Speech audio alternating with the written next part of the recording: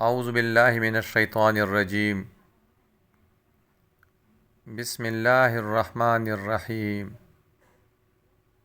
حضرت عبداللہ بن عمرو بن عاص رضی اللہ عنہما سے روایت ہے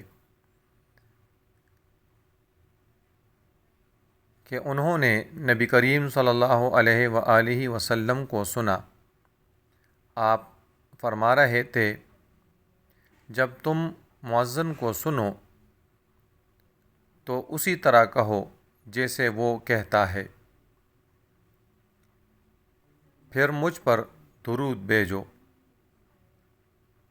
کیونکہ جو مجھ پر ایک دفعہ درود بھیجتا ہے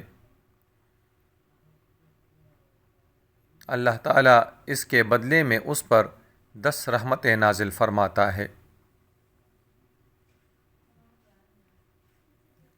پھر اللہ تعالیٰ سے میرے لیے وسیلہ مانگو، کیونکہ وہ جنت میں ایک مقام ہے جو اللہ تعالیٰ کے بندوں میں سے صرف ایک بندے کو ملے گا، اور مجھے امید ہے وہ میں ہوں گا۔ چنانچہ جس نے میرے لیے وسیلہ طلب کیا اس کے لیے میری شفاعت واجب ہو گئی۔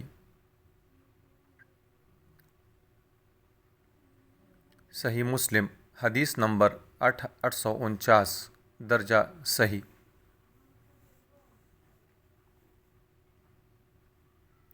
رسول اللہ صلی اللہ علیہ وآلہ وسلم کا فرمان ہے، شیطان جب نماز کے لیے پکار کی آواز سنتا ہے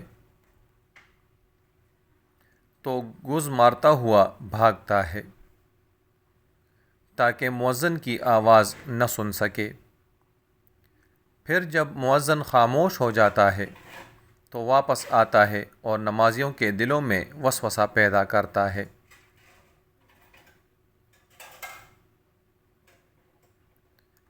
صحیح مسلم حدیث نمبر 856 کتاب نماز کے احکام و مسائل درجہ صحیح۔ عبدہ نے طلحہ بن یحییٰ بن طلحہ بن عبید اللہ سے اور انہوں نے اپنے چچا عیسیٰ بن طلحہ بن عبید اللہ سے روایت کی۔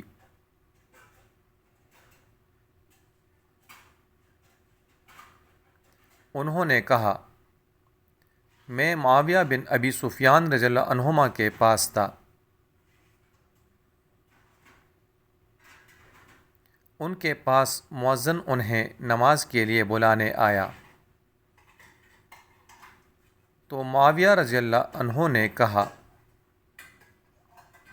میں نے رسول اللہ صلی اللہ علیہ وآلہ وسلم سے سنا، آپ فرماتے تھے، قیامت کے دن مؤذن لوگوں میں سے سب سے زیادہ لمبی گردنوں والے ہوں گے۔